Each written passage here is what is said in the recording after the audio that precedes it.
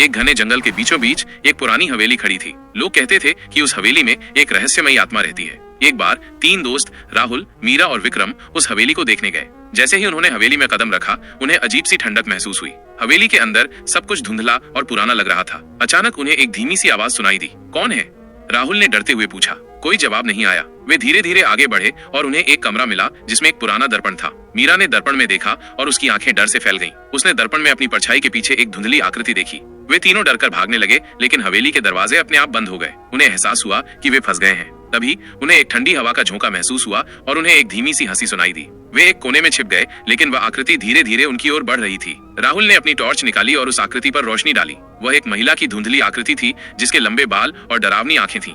वह आकृति धीरे धीरे उनकी ओर बढ़ी और वे डर से कांपने लगे। तभी विक्रम ने एक पुरानी किताब उठाई और उसे जोर से पढ़ा। जैसे ही उसने किताब पढ़ी, वो आकृति धीरे धीरे गायब होने लगी। जब आकृति पूरी तरह से गायब हो गई तो दरवाजे अपने आप खुल गए। वे तीनों भागकर हवेली से बाहर निकल गए और उन्होंने कभी वापस मुड़कर नहीं देखा।